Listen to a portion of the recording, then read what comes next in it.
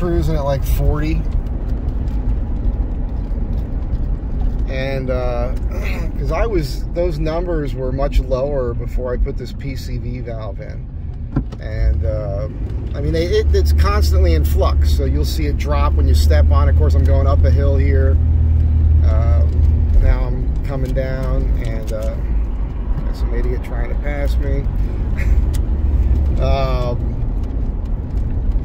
It's hard to see what you're looking at, but anyhow, nice and smooth. Let's see what happens here.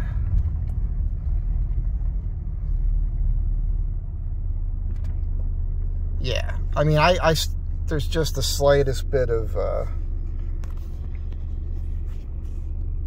vibration in the steering wheel, but that's not what I had before with the misfire thing. So I'm really, really confident that the PCV valve issue is what it was. And I just want to reiterate that it did have suction and it did make noise when you shook it. So, you know, it appeared to function, but again, when I stepped on the brake pedal last week when it was in, it rattled around a lot. And you know, I know I misspoke in that video, but I know that the PCV valve doesn't have anything to do with the Hydro Boost. However, the Hydro Boost does work off of the pressure inside the engine. You know, it utilizes that to work. So the pressure change in some way, I don't know how, when I'm putting on the brake, obviously, because it's trying to access the pressure. That's what was making that PVC valve rattle loudly in that previous video, and now that's all gone away. So I feel pretty good about all this, pretty stoked, and that is it for now.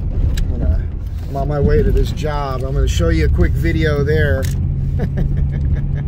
My client, who's awesome, but she's making everything take longer than it needs to, just because she keeps coming up with new ideas. So it's like every time I show up, I'm like, oh boy, what's today? What's going to happen today?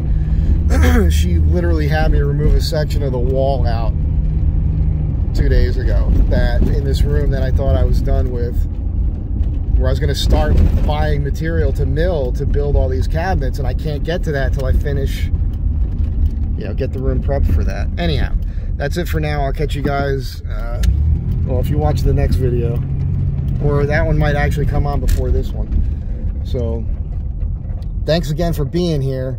I'm just trying to give you a review of what's going on, and I'm only driving in the city at the moment, so I'm excited to get this thing on the highway and really. Oh, there's another thing, real quick.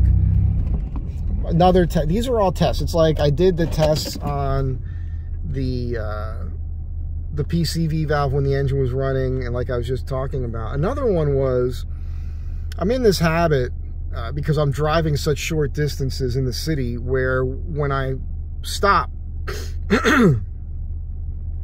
I rev the engine a little bit to blow moisture out of the exhaust system, right? To prevent moisture buildup and rust inside the, I mean, it's aluminized, but still, it's just an old habit I do. And before replacing the PCV valve yesterday, when I would do that, I would get, I'd rev it, like I'm doing right now, take my foot off the gas pedal, like I just did, and it's smooth as glass now. But when I did it before replacing the PCV valve, what was happening is I would do that, and as soon as I remove my foot from the gas pedal, rumble with the engine. The engine would rumble and shake, and I had that misfire, those misfire symptoms. Excuse me. Again, reinforcing the issue that it was engine pressures that the problem was. So the engine pressure was not being released by the PCV valve correctly, even though you saw it had the suction and it rattled like it should, as far as when you take it out and shake it. So even though your PCV valve may seem like it's correct, it's got the suction, you shake it, it rattles, you put it in, you still have the same problems. It's because that thing is, even though it sounds right, it's not doing its job for whatever reason. And it's such a cheap item that if you're going to buy a PCV valve, here's my my advice. For what that's worth. Taking advice from the guy that just keeps throwing parts at everything. Yeah. Buy 2 or 3 of them, and you have them. You know, and they're so inexpensive, and it's recommended to change them about every 30,000 miles. That's what they say. And you know, it's interesting because I've easily put that on way more than that since I had it. And that PCV valve was put in by that shop I went to originally when I first got the van, when I had my coolant system flushed. In the end, it was like 3 times I did that because it was like sludge in that radiator when I purchased this van. I did all the right things when I first got it, so which is why it's still running. I'm just extremely lucky that this PCV valve wasn't 100% faulty with all the driving I was doing with it being, you know, somewhat faulty. Because if it had been, I think I would have really damaged the engine and been into some major repairs here. So hopefully I nipped it in the bud before it got bad. Anyhow, that's it for now. Have a great day. I'll catch you guys next time.